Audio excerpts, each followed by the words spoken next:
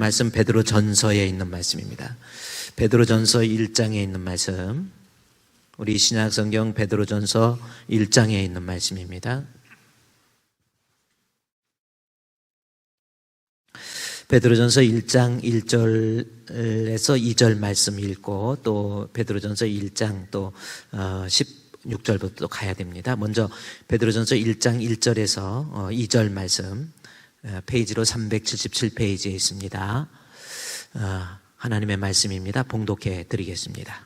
예수 그리스도의 사도 베드로는 본도, 갈라디아, 갑바도기아, 아시아와 비두니아에 흩어진 나그네 곧 하나님 아버지의 미리 아심을 따라 성령이 거룩하게 하심으로 순종함과 예수 그리스도의 피 뿌림을 얻기 위하여 택하심을 받은 자들에게 편지하노니 은혜와 평강이 너희에게 더욱 많을지어다. 아멘. 자, 오늘 본문에 있는 말씀, 지난주에 이어서 이 나그네의 삶에 대해서 성경에서는 우리 성도의 삶을 나그네로 비유해서 설명하고 있기 때문에 나그네라고 하는 것이 어떤 삶을 가지고 살고 있는지 그것을 좀 살펴보면 오늘날 우리의 삶은 성경에서는 나그네라고 그러는데 우리는 어떤 모습으로 이 세상을 살아야 될 것인가라고 하는 삶의 지혜를 가르쳐주는 책이 바로 오늘 이 베드로전서, 베드로후서에 있는 말씀입니다. 자, 오늘 한번 여러분이 보십시오. 성경 베드로전서 1장 1절에서 예수 그리스도의 사도 베드로는 본도, 갈라디아, 갑바도기아, 아시아와 비두니아에 뭐라고 그랬어요? 흩어진 나그네. 자, 여러분이 한번 오늘 조금 이따 이제 다니엘서로 갈 거거든요. 다니엘서는 구약의 묵시문헌입니다. 상당히 어렵지만 상당히 중요한 거예요. 신약에서 요한계시록을 우리가 해석을 하려면 다니엘서 그리고 스가랴서를 해석하지 못하면 그 성경의 해석이 문제가 생기고 잘못하면 꼬이게 돼버립니다. 그래서 오늘 이 다니엘서 1장, 2장, 3장에 있는 말씀 우리가 말씀을 공부해야 되고요. 여러분이 말씀을 잘 들으면 제가 영화도 또 한 편 또 이렇게 보여드리고 그럴 테니까 기대하시고 잘 좀 따라와 주시기를 바랍니다. 자, 먼저 이 베드로 전서를 통해서 베드로가 이 갑바도기아와 아시아와 비두니아에 뭐라고 그랬어요? 흩어진 나그네 그랬죠? 그러니까 핍박 때문에 흩어져 있는 나그네 그래요. AD 64년 전후에 기록된 이 책입니다. 네로 황제의 극심한 기독교인들에 대한 박해, 그 박해로 인해서 사람들이 로마 지역에서 멀리 흩어진 거예요. 그래서 그 흩어진 나그네 이렇게 표현하고 있는데 여기에서 흩어진 나그네는 누구를 이야기하는 것인가 라는 겁니다. 자, 보세요. 여러분이 한번 성경을 보면 흩어진 나그네 그러면서 2절에 그 나그네는 누구를 이야기하는 건지 곧 하나님 아버지의 미리 아심을 따라서 성령이 거룩하게 하심으로 순종함과 예수 그리스도의 핏뿌림을 얻기 위하여 택하심을 받은 자 이렇게 나오죠. 그러니까 흩어진 자는 누구냐면 흩어진 나그네는 누구냐면 1장 2절에 나온 것처럼 하나님의 미리 아심 선택입니다. 그리고 성령의 거룩하게 하심과 순종하심, 예수 그리스도의 십자가의 피뿌림, 이것은 하나님의 선택한 사람, 예수 그리스도의 십자가의 피로 믿음, 즉 중생을 얻게 하고 그리고 중생을 얻은 자들이 성령으로 거룩하게 됐다라고 하는 것, 그 말씀을 통해서 성화의 모습입니다.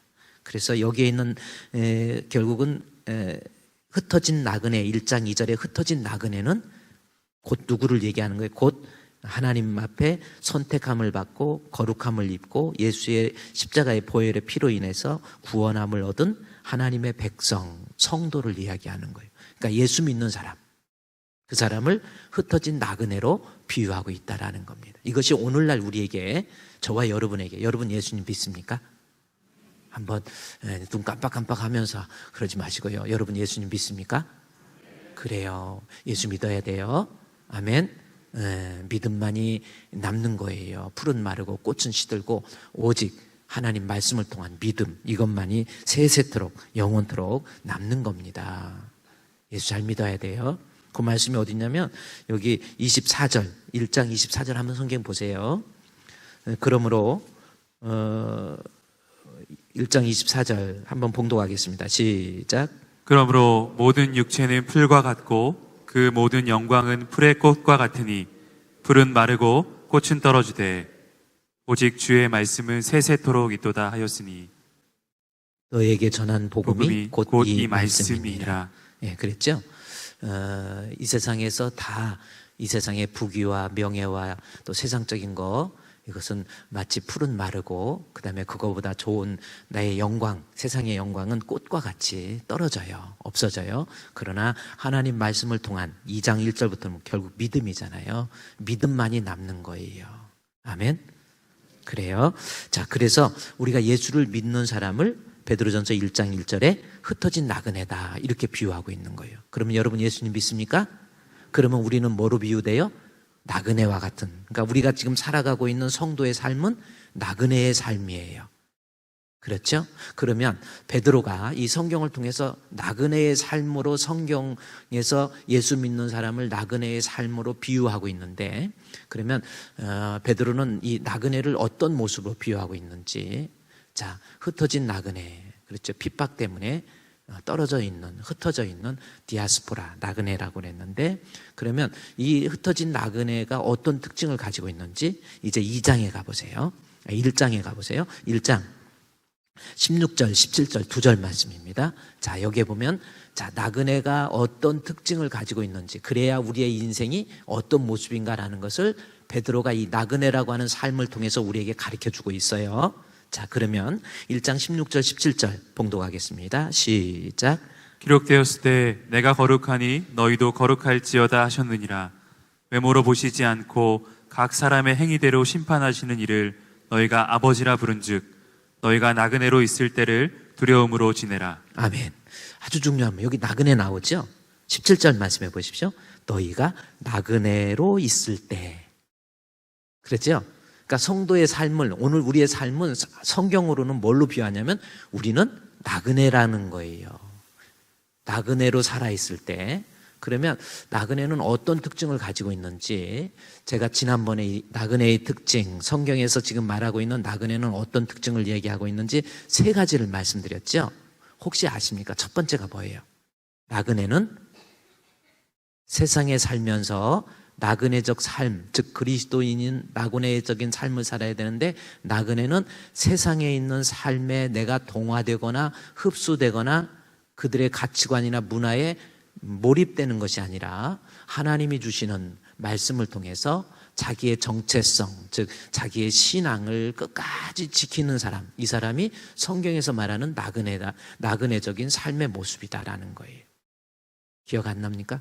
제가 이게 첫째, 둘째 써서 줬었는데, 첫째는 나그네는 자기의 신앙의 정체성을 지킬 줄 아는 사람, 이 사람이 나그네다라는 거죠. 자, 그러면 지금 여러분의 삶이 나그네적인 삶으로 비유하고 있기 때문에 내가 예수를 믿는다면 이 세상에 살면서 이 세상에 흡수될 것이 아니라, 이 세상에 동화될 것이 아니라 끝까지 우리 하나님을 향한 믿음을 지킬 줄 알아야 돼요. 아멘. 이게 나그네의 삶입니다. 여러분 한번 생각해 보세요. 나는 죽을 때까지 과연 믿음을 지킬 수 있을까라는 겁니다. 그래서 베드로는 1장 17절 말씀에 거기 보세요. 바로 그 얘기를 하는 거예요. 1장 17절에 외모로 보시지 않고 각 사람의 행위대로 심판하시는 이를 너희가 아버지라 부른즉. 그랬죠? 믿음 있는 사람. 그러니까 너희가 아버지로 부르다는 것은 하나님 아버지, 하나님을 아버지로 부른다. 그러면 뭐예요? 우리가 예수 그리스도를 믿는 믿음 있잖아요. 그 믿음이 있으면 그 믿음으로 인해서 하나님을 아버지라고 부를 수 있는 특권이, 그것이 로마서 8장에 나와 있어요. 하나님을 아버지라고 내가 부를 수 있는 것은 예수 믿으면 하나님을 성령을 통해서 하나님을 아빠 아버지라 부르짖느니라. 담대하게, 여기서 부르짖는다라는 것은 기도를 말하는 용어가 아니라 하나님 앞에 담대하게 하나님 아버지 할 수 있는 것은 예수를 믿는 믿음을 가지면 하나님을 아버지라고 하는 거예요. 자, 그러면 본문 베드로전서 1장 17절 말씀을 한번 자세히 보세요. 거기에 보면 지금 그 말씀이 그 말씀입니다. 너희가 아버지라 부른즉, 이것은 다른 말로 뭐예요? 예수를 믿는 사람. 또 다른 말로 뭐예요? 성도. 그렇죠?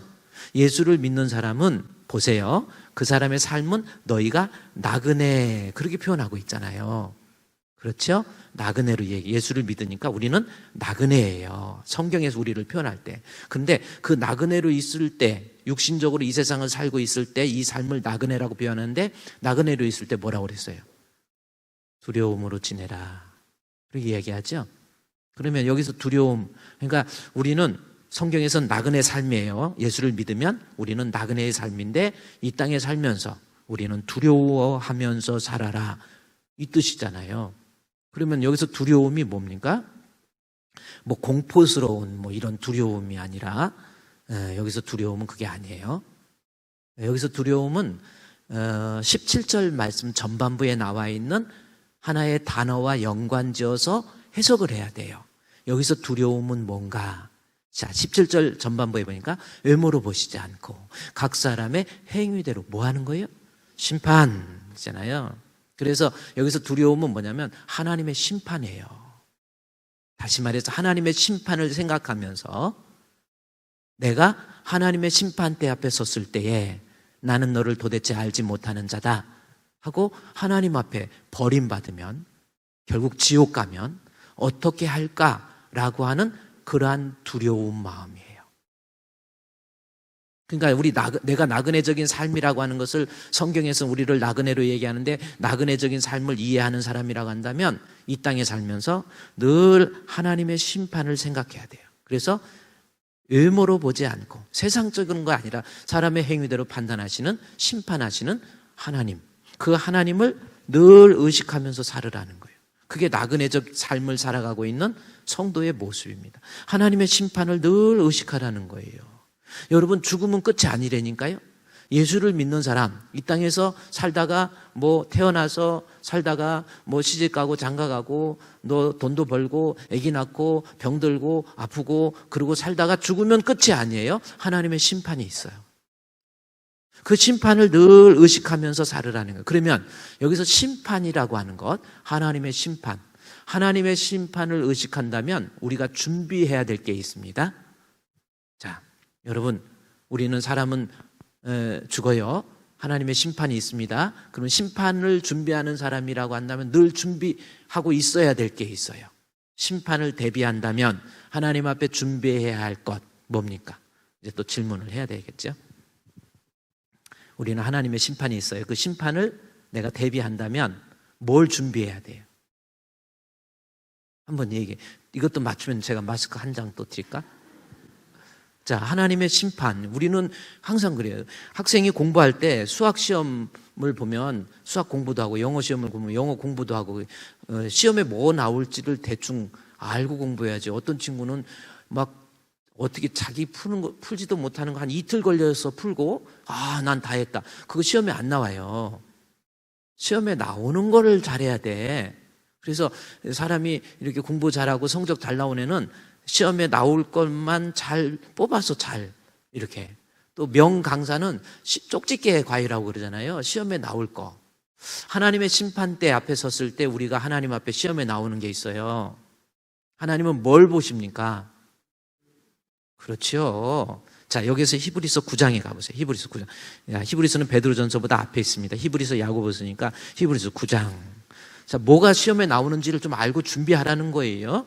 히브리서 9장 27절. 자, 히브리서 9장 27절 말씀입니다. 봉독하겠습니다. 한번 죽는 것은 사람에게 정해진 것이요 그 후에는 심판이 있으리니. 자, 이거 보세요. 사람이 한번 죽는 거 벗어날 수가 없어요. 태어난 것이 확실한 것만큼 죽는 것도 확실한 겁니다. 그래서 사람이 한번 죽는 것은 모든 사람, 남자든 여자든 잘난 사람이건 못난 사람이건 대통령이든 장관이든 모든 사람은 다 죽어야 돼요. 그래서 다윗은 죽으면서 내가 세상 모든 사람의 가는 길, 그렇게 이야기하고 있죠. 여러분, 여기에서 뭐 좀 세상에 살면서 뭐 대통령도 죽고 뭐 지금 미국의 대통령 누가 됐어요? 바이든이 됐습니까? 트럼프가 됐습니까? 모르겠어요. 뭐 누가 되든 하나님께서 하시니까 너무 염려하지 마시고요. 너무 막 정치에 막 빠져갖고 이거 아니면 나 아니면 적이다 이런 생각하지 마세요. 하나님이 하세요. 근데 이번에 바이든이 대통령이 되면은 바이든이 나이가 지금 몇이에요? 78. 그러면 4년 후면 82세. 그러면 82세에 미국은 대통령을 4년 중임으로 하거든요. 2번 하는 것이 보통이고 재선 안 된 경우가 지금 역대 대통령 중에서 10명 이외에는 재선이 안 됐어. 근데 이번에 이제 트럼프가 재선이 안 될 수도 있는데 좀 그렇습니다. 근데 바이든이 또 대통령이 되면 82세인데 과연 82세의 대통령을 또 시켜서 86세까지 갈 것인지, 예, 그렇게 얘기를 하더라고요. 그래서 트럼프도 단선으로 끝나고 바이든도 단선으로 끝나기가 쉽다. 뭐 이렇게 나이 때문에. 나이가 들면 세계적인 대통령, 미국 대통령도 나이가 들면 다 죽어야 돼요. 안 죽을 사람 없어요. 누구든 다 죽습니다. 그래서 본문의 말씀에 보면 9장 20절에 한 번 죽는 것은 사람에게 한 번 죽는 거, 이것은 정하신 이치예요. 죽음을 늘 의식하라고 그랬죠. 세상에서 좀 가졌다고 실력 있다고 배웠다고 잘난 체 하지 마시고요. 폼 잡고 다니지 마요. 나도 다 죽음 앞에, 하나님 앞에서의 죽음 앞에서 벗어날 수 없는 게 인생이라고 하는 겁니다. 자, 그런데 하나님의 심판을 의식하고 준비한다면 이 심판이라는 시험을 준비하려면 무엇을 가지고 있으라고 그랬어요? 아까 우리 말했잖아요. 뭐예요? 믿음. 그래서 이 히브리서 9장 27절에 한 번 죽는 것은 사람에게 정하신 것이요 그 후에 심판이 있으리니. 그러면서 28절 읽겠습니다. 시작. 이와 같이 그리스도도 많은 사람의 죄를 담당하시려고 단번에 들이신 바 되셨고 구원에 이르게 하기 위하여 죄와 상관없이 자기를 바라는 자들에게 두 번째 나타나시리라. 네, 히브리서 9장 28절 말씀해 보니까 뭐라고 그랬어요? 이와 같이 그리스도 많은 사람, 그러니까 사람이 한 번 죽는 것은 정하신 것, 그 후에 심판이 있는데 심판 얘기하고 바로 나온 것이 28절이에요. 이와 같이 그러므로 심판을 준비한 다음에 이제 그리스도가 등장하는 거예요. 그러면서 그리스도에 대해서 뭐라고 하냐면은 구원에 이르게 하기 위해서. 28절 보입니까? 뭘 이르게 하기 위해서? 하나님의 심판대 앞에 섰을 때 구원받기 위해서, 구원에 이르게 하기 위해서는 어떤 죄와 상관없어요. 죄와 상관없이, 그러니까 어떤 사람이든지 무슨 죄를 졌든지 구원에 이르기 위해서는 죄와 상관없이 자기를 뭐하는 자? 바라는 자들에게 두 번째 나타나시니라. 자, 이게 무슨 뜻일까라는 거예요. 자, 요 말씀. 자, 두 번째 나타난다. 자기를 바라는 자에게. 여기서 그럼 바란다는 것은 또 뭘까? 라는 겁니다. 자기를 바라는 자에게. 하나님, 우리 두 번이라는 것은 우리 예수님의, 우리가 이 땅에 예수님의 초림을 통해서, 우리가 성경을 통해서 이 땅에 예수님을 만났죠. 그런데 구원받은 하나님의 백성이 다시 주님을 만나게 되는 것, 즉 천국에서 주님을 만나게 된다는 것을 두 번째 나타나시니라 라는 말씀을 합니다. 근데 이 단어는 히브리서에서 제사법에서 나온 말인데, 옛날에 제사장들이 있었어요. 그 중에서 대제사장. 그래서 성전이 있었는데 성전이 지성소와 성소로 나누어져 있어요. 그런데 이 대제사장이 1년에 한 번 백성들의 죄를 담당하고 가지고 가서 지성소에 들어가서 하나님 앞에 화목제물을 드리고 하나님으로부터 죄의 용서함을 받게 되면 대제사장이 그 지성소에서 나와서 그 죄를 화목제물을 드렸던 그 사람을 다시 만나게 돼요. 그러니까 죄의 용서함 받았다라는 것이, 이것이 바라보는. 그래서 대제사장이 나의 죄를 가지고 화목제물을 가지고 지성소에 들어가잖아요. 그러면 밖에서 그 죄인 된 그 사람의 입장에서 기다리고 있어요. 그때 대제사장이 딱 나타나면 사는 거예요. 그래서 본문의 말씀은 결국 예수 그리스도를 통해서, 십자가에 못 박혀 죽으신 예수 그리스도를 통해서 죄의 용서함을 받은 사람을 이 제사법에 비유해서 설명해 주고 있는 내용이에요. 그것은 그만사 두더라도 우리가 하나님의 심판을 준비한다면 구원에 이르게 하기 위해서 뭐라고 그래야 돼요? 구원에 이르게 하기 위해서 죄와 상관없이 자기를 뭐하는 자? 바라보는 자, 바라는 자가 돼야 돼요. 근데 여기서 바란다라는 것은 다시 나온 제사장을 바라본다라는 건데, 지금 히브리 기자는 이 바란다라는 것을 무엇으로 바꾸어서 설명하는 줄 아세요? 다시금 우리가 구원에 이르기 위해서 예수 그리스도를 바라는 자. 그럼 바란다라는 것은 히브리 기자는 뭘로 얘기하고 있어요? 히브리서 11장에 이제 쭉 가면 믿음은 11장 1절 같이 한번 읽을까요? 히브리서 11장 1절 시작. 믿음은 바라는 것들의 실상이요 보이지 않는 것들의 증거니. 예, 자, 믿음은 하면서 나오는 것이 바로 뭐예요? 바라는 것, 이렇게 나오죠. 그래서 다시 히브리서 9장 28절 말씀에 보면 하나님의 심판을 준비한다면, 그렇죠? 사람이 한 번 죽는 것은 정하신, 그 후에 심판이 있어요. 그 심판대 앞에 섰을 때에 하나님 앞에 인정받고 구원을 얻기 위해서는 그리스도를 바라는 자. 바라는 것이 뭔가 봤더니 가장 쉽게 이 비유를 보니까 바라는 자, 믿는 자. 그래서 예수 그리스도를 믿는 자는 구원에 이르게 돼서 죄에서 죄사함 받고 사망에서 영생으로, 지옥에서 천국으로 옮겨움 받게 된다라는 거예요. 여러분, 이 사실을 우리가 결코 잊어서는 안 돼요. 이게 꾸며낸 이야기도 아니고요. 여러분, 이 자리에 오신 여러분 막 지옥 간다고 겁줘가지고 막 어쩔 수 없이 호랑이 꼬리 잡고 신앙생활 하듯이 만들기 위해서 그러는 게 아니에요. 인생은 그래요. 여러분도 인생은 우리가 나그네와 같이 이 세상에 살다가 나중에 그걸로 끝나는 게 아니라, 그래서 하나님의 심판, 죽어서 하나님의 심판을 받게 되는데, 그 심판대 앞에 섰을 때에 구원을 얻기 위해서는 우리 예수님을 이 땅에 살면서 믿는 믿음을 가지고 살아야 된다는 겁니다. 그래서 나그네로 살면서 내가 흔들리지 않는 믿음, 그러니까 우리가 나그네 삶이라고 베드로가 얘기할 때는, 다시 베드로전 이제 뒤로 가보세요. 베드로전서 1장 17절, 아까 히브리서, 야고보서, 베드로전서 1장 17절 그 말씀에 보니까 나온 거예요. 외모로 보지 아니않고, 그랬죠? 외모로 보시지 않고 각 사람의 행위대로 심판하시는. 자, 이것은 외모를 보지 않고 각 사람의 행위라는 것은 하나님께서 중심을 보고, 하나님 속일 수가 없잖아요.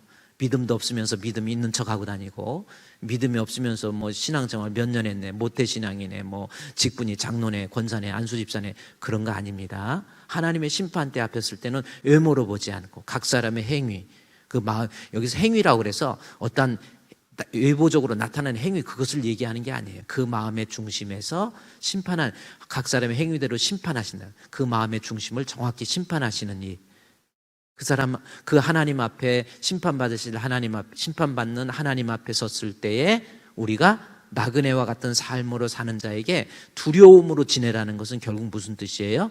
내가 심판대 앞에 갔을 때 준비해야 될 것이 뭐라고? 믿음이라고 그랬잖아요. 그래서 그 믿음 잃어버리면 어떡하지? 내가 신앙 잃어버리면 어떡하지? 그리고 내가 믿음을 빼앗기면 어떡하지? 그래서 두려움으로 지내라 라고 하는 것이 지금 나그네의 삶을 얘기하면서 베드로가 얘기했던 첫 번째. 그래서 우리는 이 땅에 살면서 믿음을 가진 사람으로서 이 세상이 영원한 세상이 아니고 나는 하나님 앞에서 심판받을 사람으로서 저 천국이 본향인데, 그 본향에 갔을 때에 구원함을 얻기 위해서는 이 땅에 살면서 끝까지 내 믿음 잃어버리지 않고 두려운 마음 가지고, 나 신앙 잃어버리면 어떡하지? 나 믿음 잃어버리면 어떡하지? 나 이러다가 지옥 가면 어떡하지? 라고 하는 두려운 마음으로, 그래서 끝까지 자기의 신앙의 정체성, 믿음을 끝까지 지켜라 라고 하는 것이 나그네적 삶을 얘기하면서 베드로가 말하고 싶었던 첫 번째 내용입니다. 그러면 다시 여러분, 저와 여러분도 그래요. 이렇게 코로나 위기 속에서도 이렇게 나와서 심야 기도도 하고, 여러분 이렇게 살고 저렇게 살고 살잖아요. 중요한 거, 우리가 인생 잘 살아야 돼요. 어떻게 잘 사는 건지 살아가면서 앞으로 나는 이 세상에서 영원히 사는 게 아니에요. 내가 그 사랑하는 자녀들도 그냥 다 놔두고 가야 되고, 돈도 놔두고 명예도 놔두고, 그리고 가는 것이 인생입니다. 오늘 제가 오늘 광명경찰서에서 우리 경찰서장님이 경찰서장상 하나 주겠다고 이게 표창장 해가지고 그래서 오늘 그거 따왔어요. 그래서 날 뭐 왜 또 그걸 주려고 그러시냐고 그랬더니, 그래서 경찰서장상 해가지고 그래서 딱 해서 하고 기념품도 딱 하고, 그래서 우리 집에 가져가고, 여보 나 이거 따왔다 그래가지고 그 뭔데 경찰서장님이 지역의 치안을 위해서 많이 협조하시고, 별로 협조한 거 없는데요 그랬더니 협조 많이 하시고, 그래서 수고하시고 그랬다 해갖고 이 표창장 하나 딱 주고, 그 다음에 부상도 딱 이렇게, 그래서 뭐 훈장인가 하고 집에 와서 이렇게 딱 펴봤어. 근데 그 안에 뭐가 들었는가 했더니 숟가락 세트 2개 들었더라고. 밥 잘 먹고 살아라 그 뜻인지 숟가락 젓가락 그렇게 2개씩 들어있더라고. 오늘 그래서 경찰서장님이 동네 치안을 위해서 협조해 주셔서 고맙습니다 하고 하고, 그래서 이거 가지고 있으면 뭐 좋은 거 있나요? 그랬더니 뭐 별 좋은 건 없고 그래요. 하여튼 그 표창장 탔다는 걸 기억하시고 많이 축하해 주시기 바랍니다. 근데 그래 오늘 경찰서 모임이 있어가지고 우리 목사님들 같이 몇 분 모였어요. 몇 분 모여가지고 이야기하는데, 저 옆에 우리 저하고 나이가 똑같은 목사님이 한 분 계십니다. 그 목사님이 그 사모님이 아주 건강하셨어. 그런데 담도암 걸려가지고 진짜 딱 3개월 못 넘기고 돌아가신 거야. 김근수 목사님이라고 여기 저쪽 소화동에 사시는 목사님인데 사모님이 그렇게 돌아가셨어요. 50대 중반에 그렇게 돌아가셨더라고요. 네, 참 목사님이 얼마나 힘이었고, 네, 그래서 목사님 못 나오셔가지고 이제 그래 김근수 목사님 잘 계시냐고 그랬더니 옆에 있는 좀 그래, 많이 힘들어하시죠? 그랬더니 뭐 힘들어 하긴 뭐 그래요 그러더라고요. 왜요? 그랬더니 결혼하실라나 봐요. 그래 우리 사모님 빨리 가시면요 목사님들 결혼 다 하더라고. 그러니까 우리 사모님들 건강하시고 그래야지.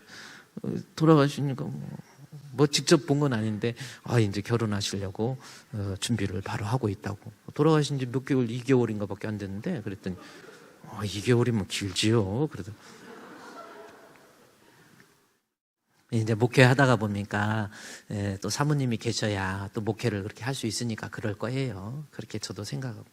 저는 우리 사모님 돌아가시면 우리 아내가 꼭 결혼하라고, 그래야 목회한다고 그렇게 말을 하더라고 또. 그래, 그리고 그 대신 관을 그 침대 밑에다 딱 놔두라. 그래서 그 말 무서워가지고. 그 대신 뭐 사모님도 건강하게 같이 잘 살아야지요. 그리고 한 시대 여러분하고 같이 이 세상 살면서 여러분도요 목사님 많이 사랑하고 사모님 많이 사랑하고 또 목회자도 여러분의 마음의 중심에서 정말 영혼 사랑하고 그 영혼을 놓고 기도하고 이렇게 살다가 다 우리도 죽는 거예요. 근데 죽을 때 중요한 것은 하나님의 심판, 그 심판대 앞에 섰을 때 중요한 것은 내가 이 세상에 살면서 끝까지 믿음 지키는 거예요. 그래서 여기서 볼까요? 두려움으로 지내라고 하는 것이 혹시 믿음 잃어버릴까 봐. 그래서 하나님의 심판을 준비한다면 죽을 때까지 믿음, 그러니까 주 안에서 죽어야 돼. 그래서 주 안에서, 따라합시다. 주 안에서 죽자. 그랬더니 인천에 가면 주 안이 있는데 거기서 죽으라고요? 그러는데 인천에 거기서 죽지 말고 주 안에서 죽는다는 게 무슨 뜻인지 요한계시록 16장에 한번 가보세요. 요한계시록 16장 14장으로 가보세요. 요한계시록 14장 13절 말씀입니다. 자, 여러분 인생 살면서 정말 복 있는 길이 무슨 길인지 이 성경을 좀 살펴보시고요. 자, 13절. 자, 요한계시록 14장 13절 봉독하겠습니다. 시작. 또 내가 들으니 하늘에서 음성이 나서 이르되 기록하라. 지금 이후로 주 안에서 죽는 자들은 복이 있도다 하시매 성령이 이르시되 그러하다. 그들이 수고를 그치고 쉬리니 이는 그들의 행한 일이 따름이라 하시더라. 아멘. 야, 본문에 말씀이니까 내가 들으니 하늘에서 음성이 나서 또 기록하라. 이 기록하라라는 것은 그만큼 중요한 거고 변할 수 없는 진리의 말씀이다라는 뜻을 그렇게 표현한 거예요. 내가 들으니 하늘에서 음성이 나서 이르되 기록하라. 요한이 밤모섬에서 유배됐을 때에 하늘에서 음성이 나서 이거 명확한 사실인데 변개될 수 없는 사실인데 기록하라 그러는 거예요. 뭘 기록하라? 지금 이후로 어떤 사람이 복이 있어요? 주 안에서 죽어야 복이 있는 거예요. 아멘. 여러분 어디서 죽을 거예요? 진짜 생각하세요. 주 안에서 죽어야 돼요. 그러면 주 안에서 죽는다는 것이 주 안에서 죽어야 그걸 또 보증을 합니다. 성령이 이르시되 그러하다. 너무 중요하니까 성령이 이르되 그러하다. 저와 여러분 반드시 주 안에서 죽읍시다. 아멘. 할렐루야. 우리 주 안에서 죽어야 돼. 그냥 막연하게 어떤 인간의 종교심 그게 아니라니까요. 정말 예수 안에서 주 안에서 죽어야 돼요. 그러면서 그래야 수고도 그치고 지옥 가면 그 애통하는 거 아픈 거 슬픈 거 다 있어요. 그러나 천국 갈 때 수고도 그치고 쉰다라는 말씀이 나옵니다. 쉬리니 그들의 행한 일, 주 안에서 죽은 것이 그들의 이런 모습, 어떤 모습이 주 안에서 죽은 건가 봤더니 13절에 12절에 같이 읽겠습니다. 시작. 성도들의 인내가 여기 있나니 그들은 하나님의 계명과 예수에 대한 믿음을 지키는 자니라. 그러면 성도의 인내가 여기 있나니 그들은 뭐라 그랬어요? 하나님의 계명과 예수에 대한 믿음을 지키는 거. 그러니까 인내하면서 끝까지 믿음 지키는 거. 이게 주 안에서 죽는 거예요. 한때 뭐 열심히 신앙생활하고 뭐 중고등부 때 뭐 회장이었네 뭐 했네 옛날에 몇십 년 전에 나 신앙생활 했네 그런 거 아닙니다. 성도의 인내 끝까지 변함없이 이런 일이 있고 저런 일이 있어도 무슨 시험이 있거나 유혹이 있거나 환난이 있거나 끝까지 하나님 앞에 믿음 지키는 사람, 그 사람이 주 안에서 죽은 거예요. 죽을 때 잘 죽으라고 그러잖아요. 또 따라합시다. 죽을 때 잘 죽자. 그랬더니 너나 잘 죽어라 그러지 마시고 죽을 때 잘 죽어야 돼. 그러니까 제가 여러분 항상 여러분이 하나님의 심판을 생각한다면 믿음, 신앙을 가지고 있어야 되는데 이 신앙은 끝까지 지키기가 어려워요. 이런 유혹도 있고. 그래서 흩어진 나그네라는 게 뭐예요? 핍박 때문에 흩어져 있어. 그러나 흩어진 나그네들이 그때 흩어져 있으면서도 그곳에서 하나님에 대한 신앙을 잃어버리지 않는 거예요. 베드로전서 1장 앞에 가보면요. 1장 1절에 한번 1장 베드로전서 다시 1장 1절에 1장 1절 예수 그리스도의 사도 베드로는 본도, 갈라디아, 갑바도기아, 아시아, 비두냐에 흩어진 나그네. 그러면 그들이 흩어져서 뭐 했는지 핍박 때문에 흩어졌거든요. 오늘날 핍박 때문에 흩어진 나그네로 우리를 비유하고 있는데 세상에 여러 가지 유혹도 있고 시험도 있고 환난도 있고 핍박도 있고 이러는데 그들이 이 비두니아 그다음에 본도, 갈라디아, 그다음에 갑바도기아 흩어져서 뭐 했는 줄 아세요? 제가 사진 하나 보여드릴게요. 그 흩어져서 그들이 지금부터 2000년 전에 그 핍박 속에서 AD 64년도 그때쯤에 핍박 속에서 흩어져서 그들이 뭐 했는지 지금 그들이 그때 당시에 지금부터 2000년 전에 살았던 삶의 유적지가 이겁니다. 이렇게 생겼어요. 여러분 이것은 지금도 터키의 성지순례를 가면 터키 북부, 시리아 남부 쪽이죠. 터키 북부 쪽에 보면은 그들이 흩어져서 여기 갑바도기아거든요. 핍박 때문에 네로 황제의 핍박 때문에 사람들이 흩어졌어. 그리고 흩어져 갖고 여기까지 흩어져서 뭐 하고 있었는가? 봤더니 이들이 거기서 살았어. 이게 바위인데 아무도 있지 않는 그 광야에 이 바위가 있어요. 근데 이 돌은 이렇게 뭐 좀 날카로운 걸로 긁으면은 이게 모양이 만들어지고 파져요. 그 대신 비가 와도 뭐해도 잘 무너지지 않는 거. 이 바위를 그때 2000년 전에 파가지고 이런 모양이 지금도 남아있어요. 사진 몇 장 남겨볼까요? 이렇게 지금도 가보면 이렇게 그러니까 여기 와서 핍박 때문에 흩어져서 여기 왔어요. 이런 데로 또 넘겨보세요. 이렇게 생겼어요. 이걸 바위로 판 거예요. 이게 갑바도기아라는 지역입니다. 대린구유 지역에 있는 갑바도기아. 성경에 나와 있는 흩어져서 이들이 이렇게 집 짓고 살아. 그러면 흩어져 가지고 아유 왜 이렇게 예수 믿다가 이렇게 힘들지? 아유 예수 믿는데 하나님 잘 된다면서 왜 이렇게 힘들어요? 하고 원망하고 불평한 것이 아니라 이들이 집 짓고 여기서 그냥 먹고 사는데 사는 게 아니라 이 안으로 한번 들어가 봐야 돼. 이 안에 들어가 봤더니 이 집 속으로 저도 들어가 보고 들어가는데 넘겨보면 이 안이 이렇게 생겼어. 바위 속이 이게 갑바도기아예요. 흩어져서 이 사람들이 이 안에 들어가서요 거의 두더지처럼 나중에 햇빛을 보고 싶어서 위에다가 구멍을 뚫어갖고 햇빛 한 줄기 가지고 행복해하고 있었던 그 모습이에요. 햇빛 한 줄기 때문에 감사하고 행복해하고 이러면서 여기서 여기서 먹고 자고 살림하고 거의 짐승처럼 사는 거예요. 그런데 이 가운데 보면은 교회의 흔적이 있어요. 거기서 모여가지고 여기서 자기들이 먹고만 산 게 아니라 사진 넘겨보세요. 자 이렇게 보면은 이게 지금 교회의 흔적이에요. 이렇게 나와요. 넘겨보세요. 이게 지금 교회 거기 지하 동굴에 교회를 이렇게 만들어 놓은 거예요.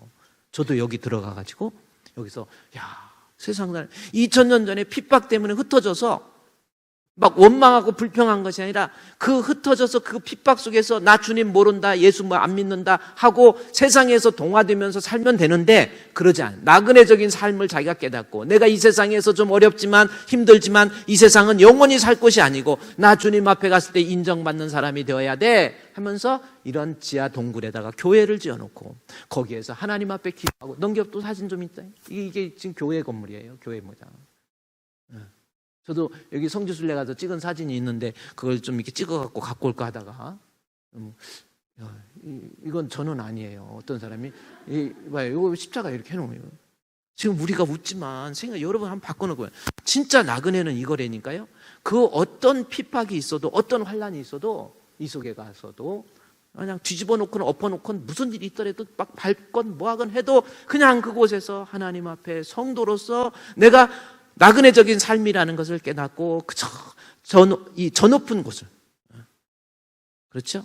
저 높은 곳을 향하여 날마다 나아갑니다. 내 뜻과 정성 모두어 날마다 기도합니다. 내 주여 내 발붙드사 그곳에서 개하소서. 그곳은 비와 사랑이 언제나 넘치옵니다.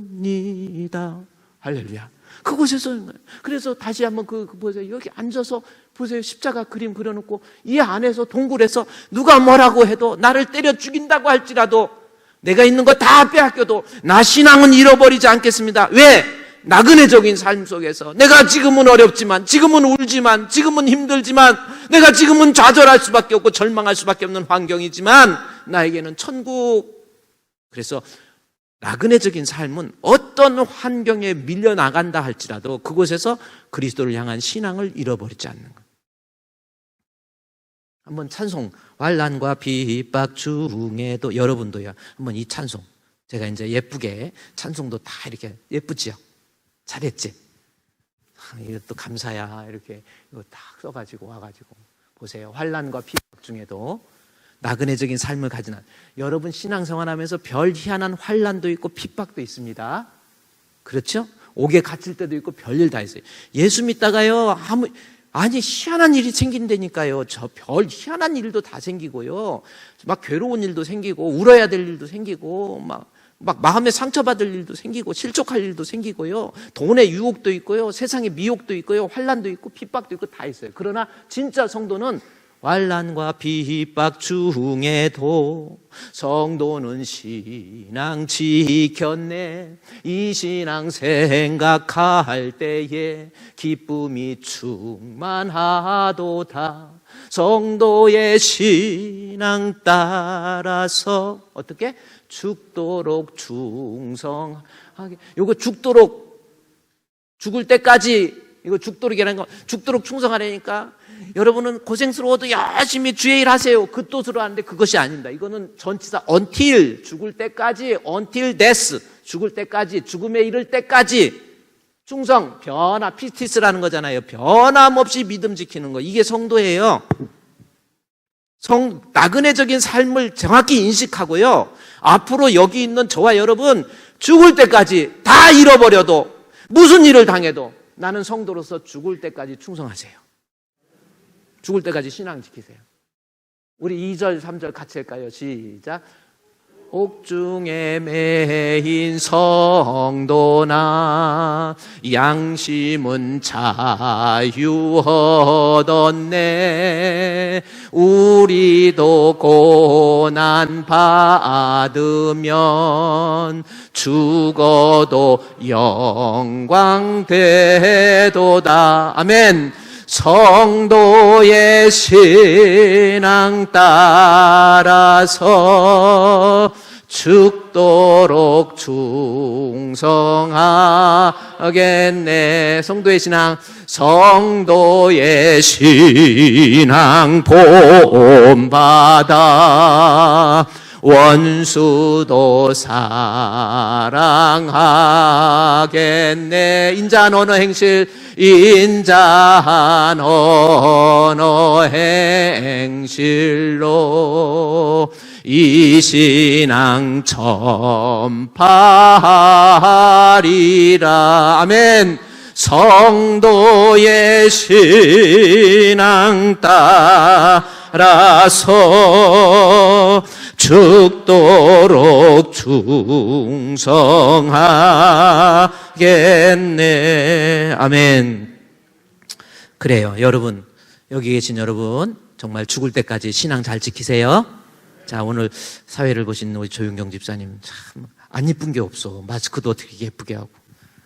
오늘 어떻게 머리에 좀 힘을 줬는, 뭔가 좀 달라진 것 같은데. 우리 윤경 집사님 죽을 때까지 신앙 지켜야 돼요. 무슨 일이 있어도.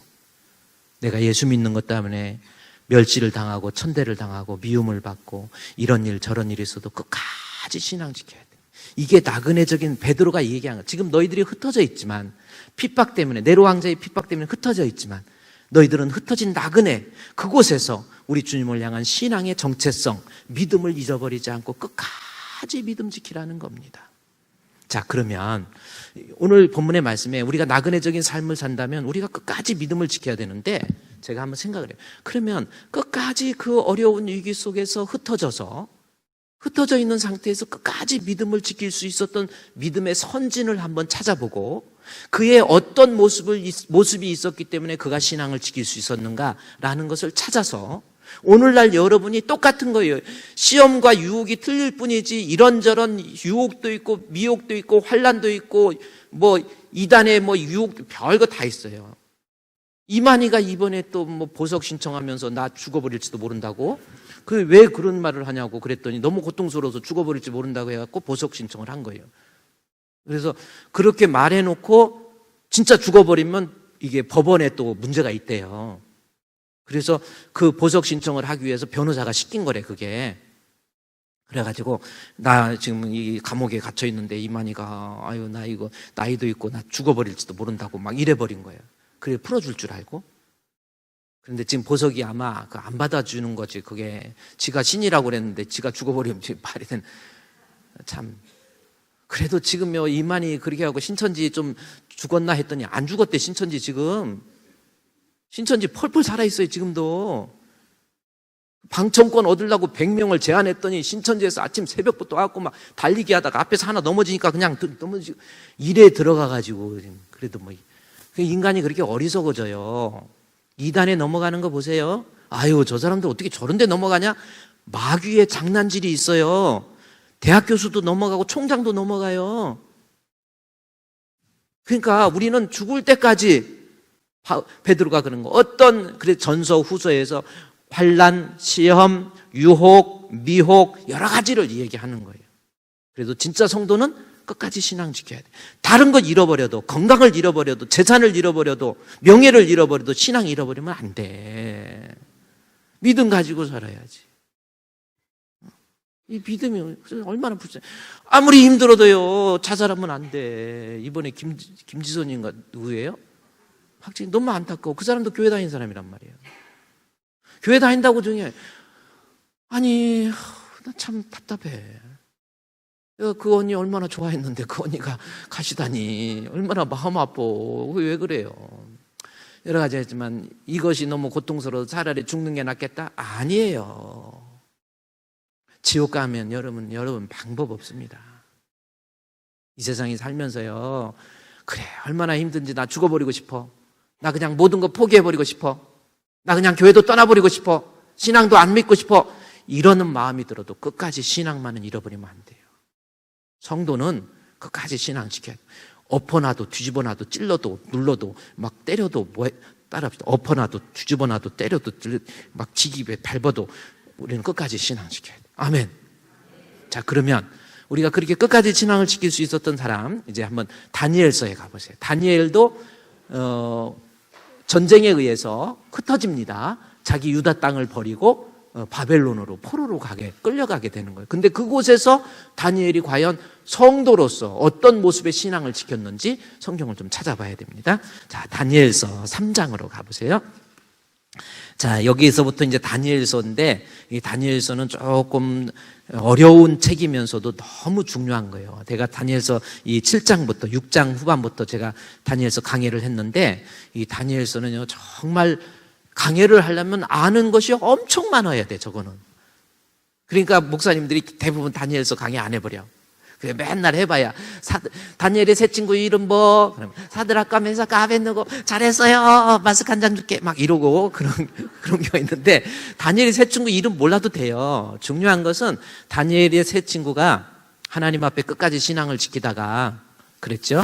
이 풀무불 속에 들어갔는데, 그 중에 하나님의 아들 같은 이가 탁 나타나서 거기에서 다니엘의 새 친구가 구원함을 받았다라고 하는 그러한 내용이 가지고 있는 구속사적 의미를 찾아내야 돼.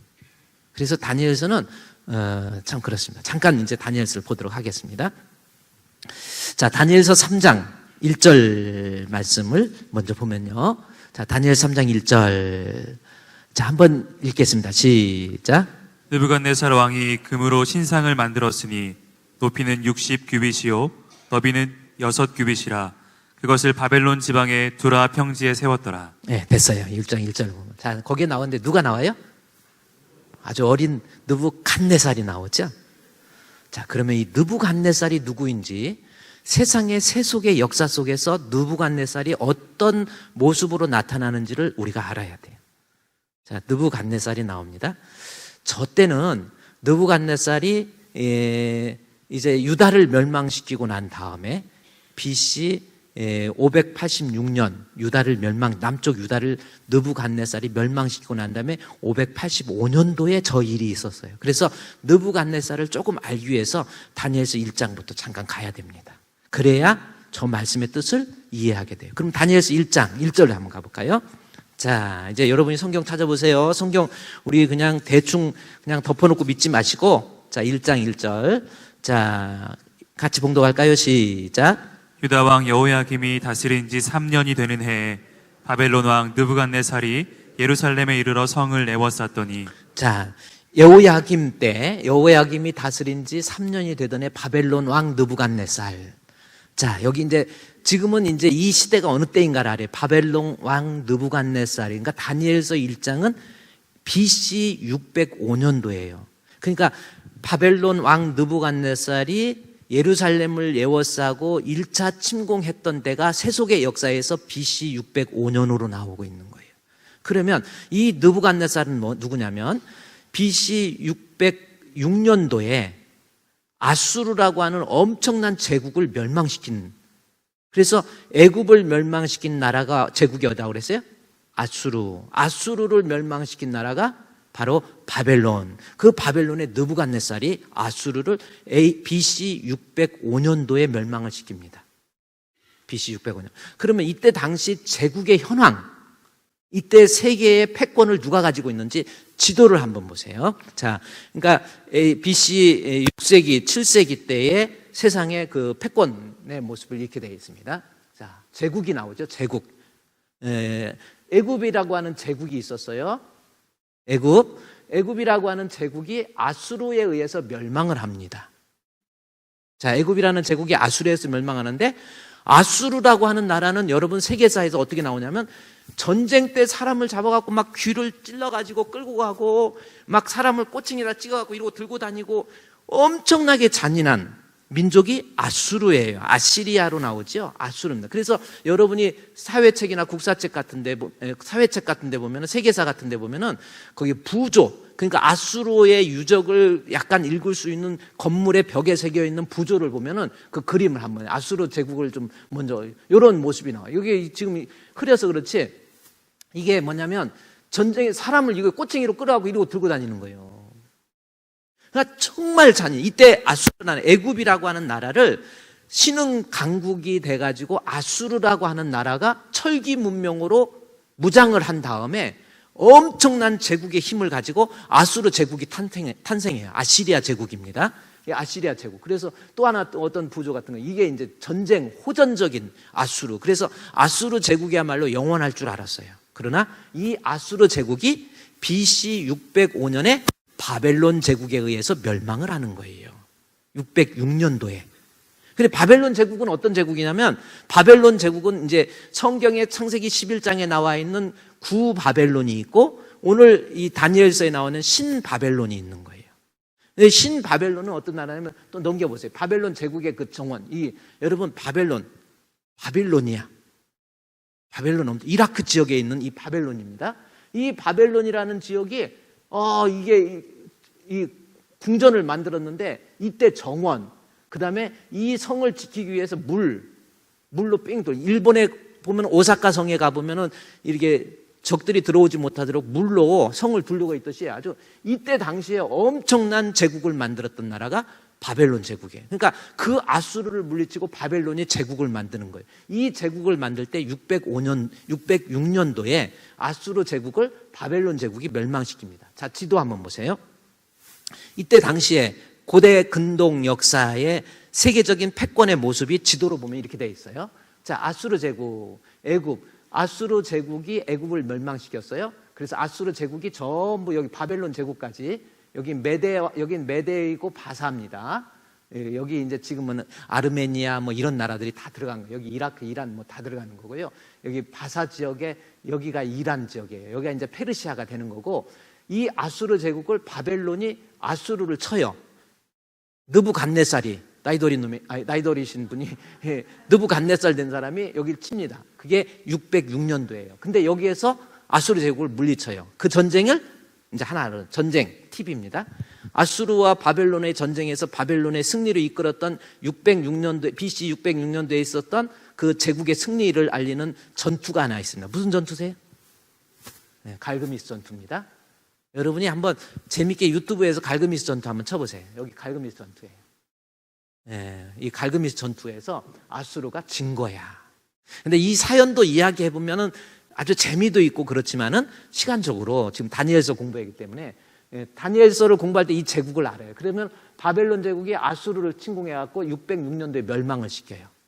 그리고 605년도에 바벨론이 아수르를 멸망시키고 난 다음에 애굽을 치기 위해서 애굽으로 내려갔죠. 애굽을 치기 위해서 애굽에 내려갈 때 605년도에 여기 이스라엘, 유다 나오죠. 북쪽 이스라엘은 이미 아수르 제국에 의해서 멸망했기 때문에 721년도에 아수르에서 멸망했기 때문에 이미 아수르 제국인가 넘어갔는데, 바벨론 제국이 이제 이스라엘, 북쪽 이스라엘을 먹고 그 다음에 애굽을 치기 위해서 유다를 침공합니다. 그게 BC 605년도예요. 그러니까 606년도에 아수르를 침공해서 멸망시키고 아수르가 흡수할 수 있었던 모든 제국을 바벨론 제국이 가지게 되고, 그 다음에 605년도에 유다를 침공해서 1차 침공을 해요. 그때 1차 침공을 할 때 605년도에 1차 침공, 597년도 8년 후죠. 2차 침공, 그 다음에 586년도 18년 후에, 결국은 1차 침공한 18년 후에 18년 후에 18년 후에 3차 침공을 해요. 근데 1차 침공 때 이 바벨론의 느부갓네살이 유다를 치기 위해서 애굽을 치기 위해서 유다의 1차 침공 때 유다에 들어가서 유다에서 아주 지혜가 있고 총명한 사람을 잡아서 끌고 갑니다. 그때 1차 포로 때 끌려간 사람이 다니엘이에요. 다니엘의 세 친구 사드락과 메삭과 아벤. 그리고 597년도 BC 597년도에 2차 침공 때 끌려간 사람이 에스겔 사람이에요. 에스겔, 느헤미야 이런 사람들 끌려가는 거예요. 그리고 3차 586년도에 유다가 완전히 멸망을 해요. 그러면 여기서 이제 느부갓네살은 보세요. 이제 느부갓네살을 알았죠. 그래서 1장 1절에 한번 잠깐 보세요. 느부갓네살이 유다 왕 여호야김이 다스린 지 3년이 되던 해에 바벨론 왕 느부갓네살이 그랬죠. 예루살렘에 이르러 성을 예웠어요. 606년도에 아수르를 멸망시키고 그 다음에 유다를 605년도에 침공했다. 혹시 여러분 성경책 앞에 1장 1절 바로 앞에 혹시 여러분의 성경으로 몇 년으로 써 있습니까? 605년으로 써 있죠? 이게 지금 세계사에 나와 있는 거예요. 그래서 605년도에 이 다니엘을 포로로 끌고 가요. 끌고 가가지고 이제 데리고 갑니다. 그래서 1장에서는 그렇게 되고, 그 다음에 다니엘의 세 친구 끌고 가가지고 애들이 지혜가 있고 총명하고 아주 그런 거예요. 용무도 준수하고 다니엘의 세 친구. 그래갖고 이름을 다 이 바벨론식으로 이름을 다 바꿔버려요. 이름 바꿔버리고 또 채식만 먹이고 고기는 또 안 먹여요. 근데 뭐냐면 채식을 먹였다라는 것이 다른 의미가 아니에요. 우상 숭배하는 데 있어서 이때 당시에 이 몰럭이라고 하는 그 신은 고기를 먹지 못하게 돼 있거든요. 그래서 채식을 음식을 절제시켰다 이 뜻이 아니고 하나님을 믿지 못하도록 바벨론의 문화에 대해서 흡수하도록 만드는 거예요. 그러나 그 문화에 결코 흡수되지 않죠. 제가 그랬잖아요. 나그네적인 삶이라고 하는 것은 세상의 어떤 문화나 여건의 환경 속에 자기의 신앙의 정체성을 잃어버리고 흡수되지 않는다고 그랬잖아요. 그래서 1장에서 보면 어떤 문화나 그들의 관습이나 이런 거에 흡수되지 않고, 오늘날로 얘기하면 기독교적 어떤 가치관을 가지고 세속에 물들지 않으면서 자기 신앙을 지켰던 모습, 그것이 1장입니다. 그 다음에 2장에 보면은, 이제 2장에 보면 2장 1절에 느부갓네살이 다스린 지 2년 차, 606년도에 아수르 통일했죠. 아수르 뺏었죠. 그래서 제국을 통일한 다음에 605년도에 유다를 침공해서 1차 침공하죠.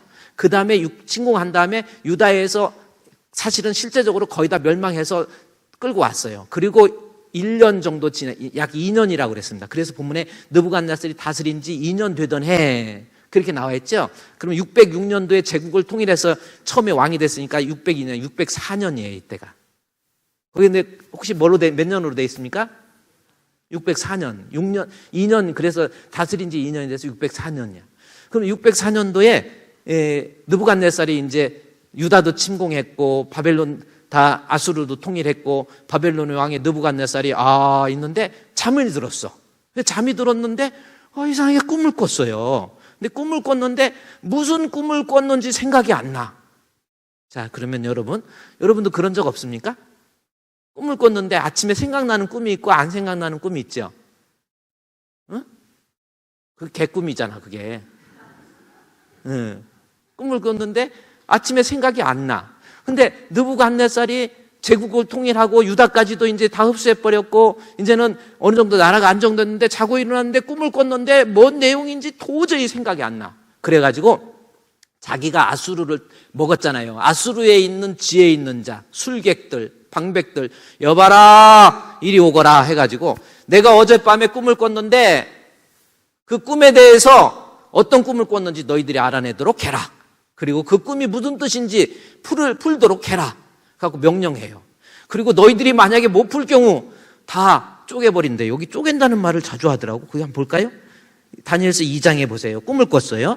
느부갓네살이 2장 1절에 느부갓네살이 꿈을 꾸고 그로 말미암아 마음이 번민해서 잠을 이루지 못하니까 왕이 그 꿈을 자기에게 알려주도록 박수와 술객과 점쟁이와 갈대아 술사, 갈대아 사람들, 그러니까 옛날에 아수리에 있던 술객들, 대단한 술객들이잖아요. 그 사람 다 불러가지고 3절에 왕이 그들에게 이르되 내 꿈을 꾸고 그 꿈을 알고자 하여 마음이 번민하니 갈대아 술사들이 여기서부터는 지금 이 다니엘서 2장 3절까지는 히브리어로 써 있는데 2장 4절부터는 아람어로 기록되어 있어요. 또 성경이 그렇습니다.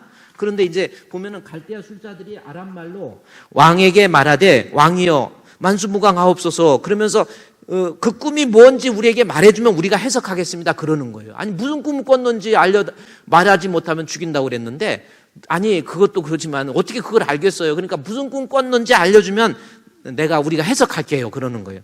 그랬더니 5절에 왕이 갈대아인들에게 대답하여 이르되 내가 명령을 내렸나니 너희가 만일 꿈과 그 해석을 내게 알게 하지 아니하면 너희 몸을 뭐 한다고 했어요? 쪼개버린다. 이거 갈아 마셔버린다는 것과 비슷한 이것들이 쪼개버린다는 거야. 그러니까 뭐냐면 내가 꿈을 꾼 거 난 모르는데 니들이 알아내고 그 꿈을 해석하라고. 너 못하면 다 쪼개버릴 거야. 너희 집을 거름덩이로 만들고 그러나 6절에 꿈을 해석을 보이면 너에게 엄청난 선물을 주겠다. 그래가지고 그들이 대답하여 왕이요 그건 도저히 불가능합니다. 막 이렇게 얘기한 거예요. 그러니까 그 왕이 12절에 왕이 이로 말미암아 진노하고 통분하여서 바벨론 모든 지혜자들을 다 죽이라고 명령해. 말도 안 돼. 우리는 도저히 알 수 없다고 그러니까 이놈들 안 되겠다. 다 죽여버려라. 다 쪼개버려라 그래요. 그러니까 이제 13절에 왕이 명령을 내림에 지혜자들은 박수, 술객 그 사람들입니다. 왕의 꿈을 해석하지 못한 자들 죽게 되었고 다니엘도 마찬가지잖아요. 다니엘도 그의 친구들도 다 죽여라고 그래요. 그래서 그게 왕의 밑에 있던 근위대장 아리옥, 이 14절에 아리옥이 있었어요. 이 아리옥이 가서 이제 지혜자들, 술객들 왕의 꿈을 해석 못한다고 다 죽이려고 이제 해가지고 다니엘도 잡았어. 그랬더니 15절에 다니엘이 왕의 근위대장이 아리옥에 물어 이르되 다니엘한테 14절에 다니엘에게 와서 묻습니다. 무슨 일입니까? 그랬더니 16절에 다니엘이 들어가서 왕께 구하기를 시간을 주시면 왕에게 그 해석을 알려드리겠다고 그러는 거예요. 다니엘한테 가서 이 얘기했더니 너도 죽어야 돼. 그랬더니 그러면 나에게 시간을 주면 내가 그 꿈을 해석해 드리겠습니다. 그 얘기를 합니다. 그랬더니 이에 다니엘이 집에 돌아와갖고 이제는 꿈을 해석한다고 그랬는데 어떡하지 해갖고 집에 들어와가지고 자기 친구들 하나냐 여기 사드락과 메삭과 아벳느고죠. 그 사람 다 와가지고 이거 어떡하냐 해가지고 하나님께 기도합니다. 그래서 18절에 그들로 하여금 하나님 앞에 죽임을 당하지 않게 하기를 그들로 하여금 구하였더니 19절에 이에 은밀한 것이 밤의 환상으로 다니엘에게 나타나매 다니엘이 하늘에 계신 하나님을 찬송하니라. 하나님 앞에 기도하니까 그 느부갓네살 왕의 그 꿈을 알려주시고 그 꿈을 해석해 주는 거예요. 그래가지고 다니엘이 딱 되니까 24절의 말씀에 24절에 이에 다니엘은 24절에 가보세요. 왕이 바벨론의 지혜자들을 죽이려 명령한 아리옥에게 가서 그에게 이르되 다니엘이 얘기하는 아리옥한테 얘기한 거 우리가 해석할 수 있습니다. 그랬더니 25절에 이에 아리옥이 다니엘을 데리고 왕 앞에 가요. 그래 26절에 왕이 벨드사살의 이름한 다니엘에게 이르되 그렇죠. 벨드사살의 이름한 다니엘에게 이르되 내가 꿈 네가 능히 해석할 수 있냐? 그랬더니 27절에 예, 할 수 있습니다. 28절에 오직 은밀한 것을 나타내시는 하늘에 계신 하나님이십니다. 해서 우리가 하나님 앞에 기도해서 하나님이 내 꿈에 환상을 보여주셨습니다. 그것이 31절부터의 꿈에 대한 내용이고 꿈에 대한 해석입니다. 이거는 31절부터는 너무나도 중요한 장차 느부갓네살 이후에 이 제국이 어떻게 될 것인지 이 제국이 보세요. 애굽을 멸망시킨 아수르를 멸망시킨 바벨론, 지금 바벨론의 느부갓네살에게 보여준 그 꿈을 통해서 다니엘이 환상을 보고 그 환상을 말해주는 거예요. 그러면서 미래의 느부갓네살 이후에 그 다음에 벨사살, 그 다음에 다리오, 그 다음에 큐리오, 다리오가 큐리오, 일반 세계사에서는 큐리오 나오잖아요. 페르시아에 의해서 이 바벨론이 멸망할 것이고, 페르시아는 이 헬라에 의해서 멸망할 것이고, 알렉산더에 의해서 멸망할 것이고, 알렉산더는 로마에 의해서 멸망할 것이다 라고 하는 것을 이 왕이 꾼 꿈을 다니엘이 그대로 하나님이 주신 환상 속에서 얘기해 주는 거예요. 그 내용이 31절입니다. 왕이요. 왕이 한 큰 신상을 보셨는데, 자, 여기에서부터요. 여러분, 이것이 이제 다니엘서 9장하고 맞물려서 해석되어지는 부분인데, 2장 31절에 큰 신상을 봤는데, 보세요. 그 신상이 왕의 앞에 섰는데 그 크고 광채가 매우 찬란하며 그 모양이 심히 두려우니, 지금 느부갓네살이 꾼 꿈이에요. 그러면서 앞으로 되어질 일을 보여준 겁니다. 뭔가 봤더니 그 우상의 머리는 순금이요, 가슴과 두 팔은 은이요, 배와 넓적다리는 노시요, 그 종아리는 쇠요, 그 발을 얼마는 쇠요, 얼마는 진흙이었다. 또 왕이 보신즉 손대지 아니한 돌이 나와서 신상의 쇠와 진흙에 발을 쳐서 부서뜨리매, 요 말씀이 나옵니다. 지금 다니엘이 느부갓네살이 꾸었던 꿈을 그대로 말해주는 거야. 근데 그 꿈의 내용이 이제 여기 32절에 큰 신상이었는데 32절에 머리는 뭐예요? 순금, 가슴과 두 팔은 뭐예요? 은, 배와 넓적다리는 뭐예요? 노, 그 종아리는 뭐예요? 쇠, 그 발을 얼마는 쇠요 진흙이었다. 요것에 대한 것이 이것이 손대지 아니한 돈, 여기서 뜨인 돌, 다시 말해서 손대지 아니한 돌이 나오는 거예요. 그리고 중요한 것은 46절에 손대지 아니한 돌도 나옵니다. 근데 요것이 무슨 뜻인가? 32절에 머리는 순금이 누구냐면 바로 당신 느부갓네살을 얘기하는 거예요. 그리고 느부갓네살에 의해서 머리는 순금, 신바벨론을 얘기하는 거예요. 신바벨론은 순금으로 얘기하고 가슴과 두 팔은 페르시아를 얘기하는 거예요. 그리고 배와 넓적다리는 헬라의 알렉산더를 얘기하는 것이고, 그 다음에 그 종아리와 쇠와 그 발의 얼마는 로마를 얘기하는 거예요. 그러니까 이런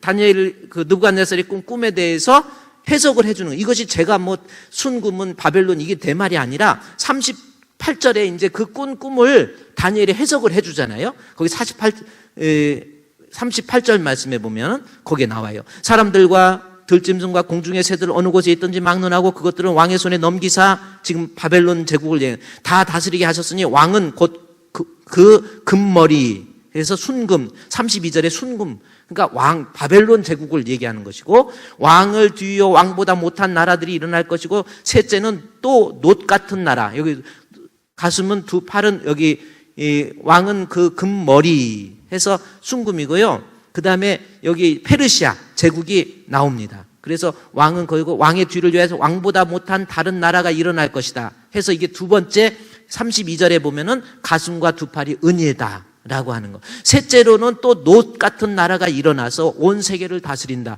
그래서 롯 같은 나라가, 롯은 어디냐면은 결국은 이 32절에 넓적다리에 롯 해서 페르시아입니다. 그 헬라입니다.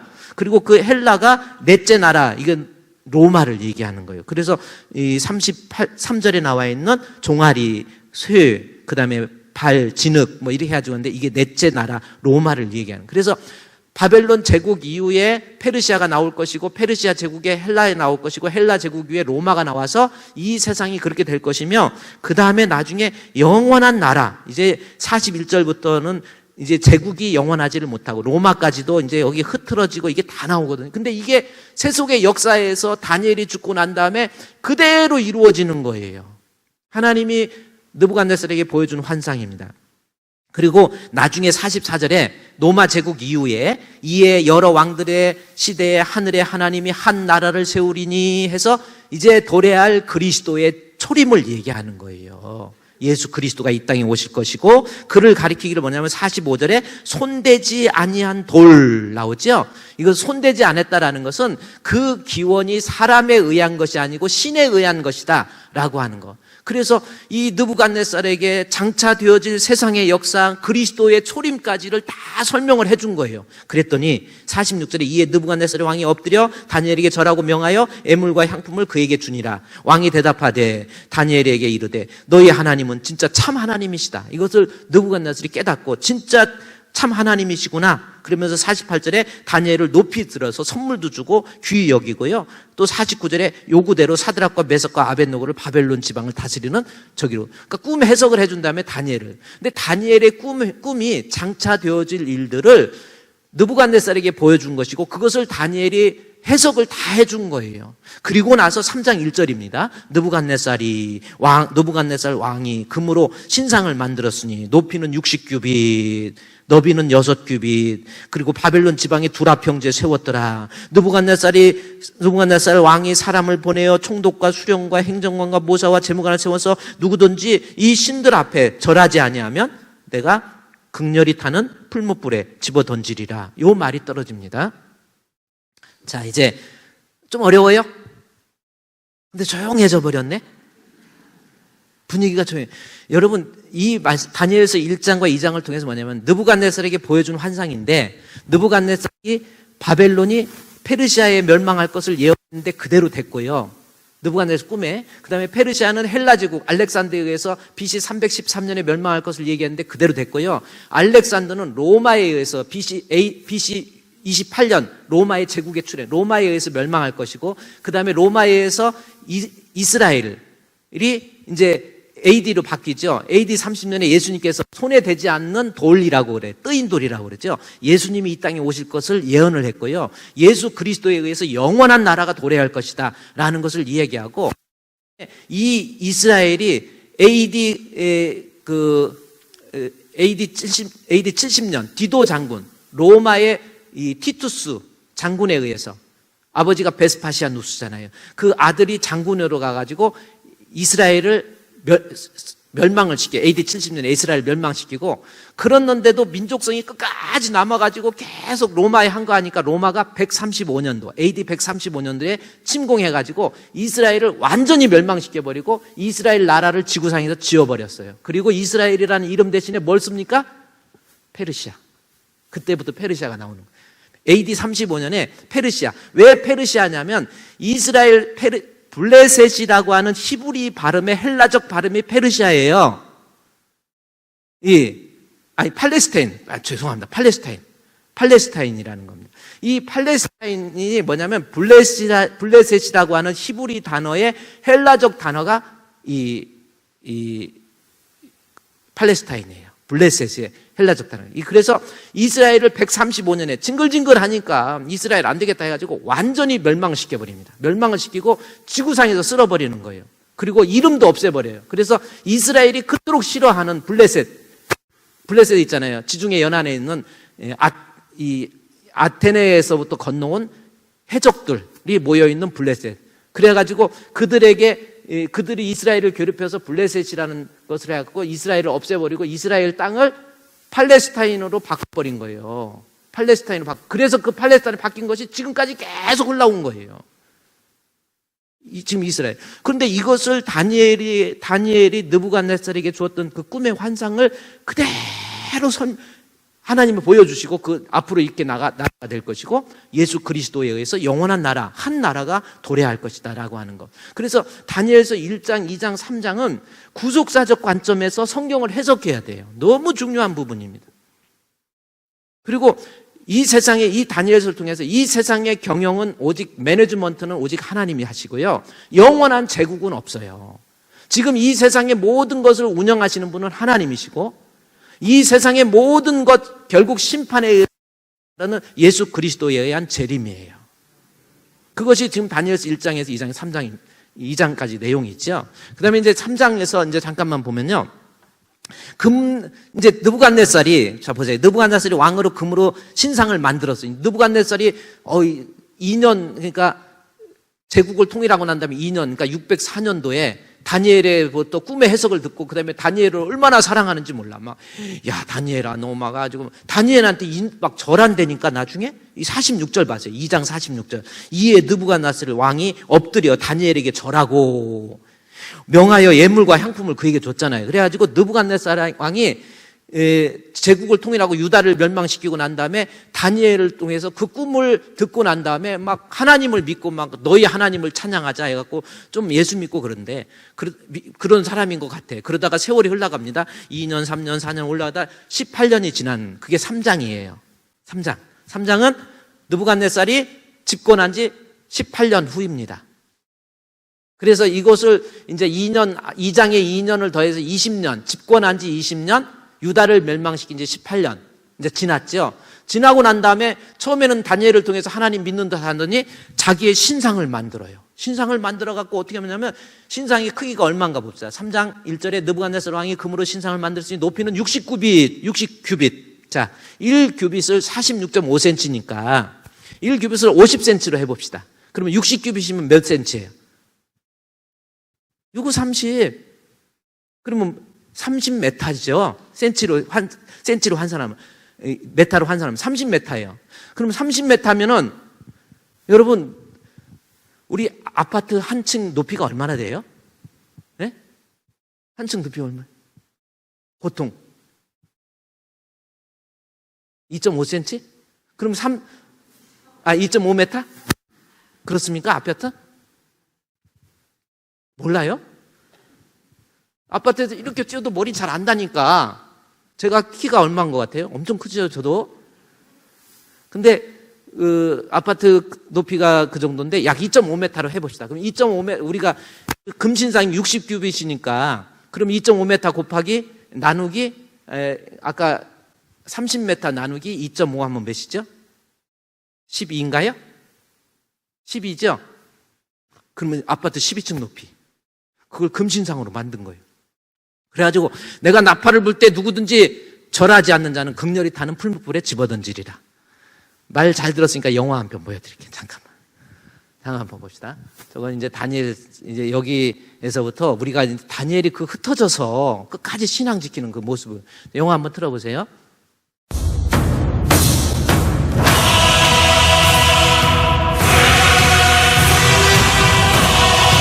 자, 아파트 12층 높이 느부갓네살이 신상을 만들었어요. 이게 다니엘입니다. 누군가 저 삭금금을 불면 절을 해야 돼.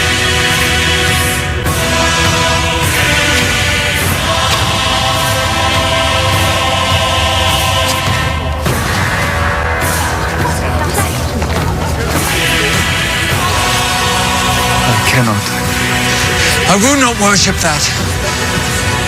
다니엘의 세 친구는 절 안 하겠다고. 느부갓네살 왕입니다.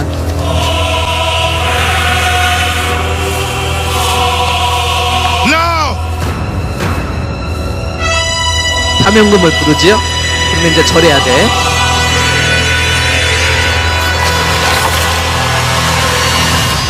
딱 3명만 남아있어요. 누굽니까? 끝까지 절 안 하던? With all our hearts we follow you. Bow your heads! Seek your presence. With all my heart I follow you. I fear you. I seek your presence. Bring them! Oh, my friends, your faith will be tested now. Daniel! 다니엘은 친하게 잘 지내고 있잖아요. Why will your friends not bow to me? I assure you, sire, they will serve you faithfully all their lives, as I will, but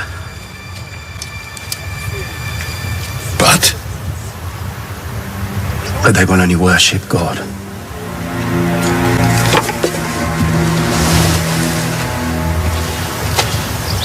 I will make them bow. With all our heart we follow you.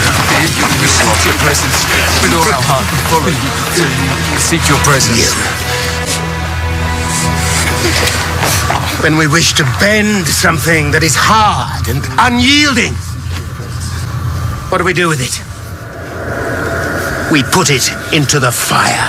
Majesty, take him. Hear you, and we seek your presence. Burn them! Majesty, no! Burn them! What? No!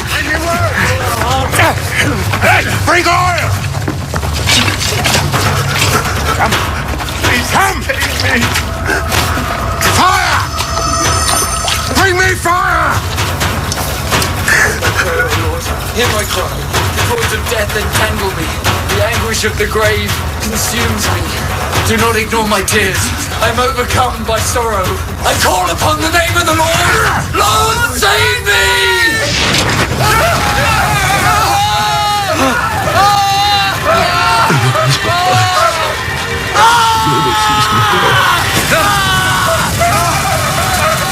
자, 저희 세 사람이 들어갔는데 네 사람이 나오죠. In shame. 자, 이제 저게 이제 Why do they not burn?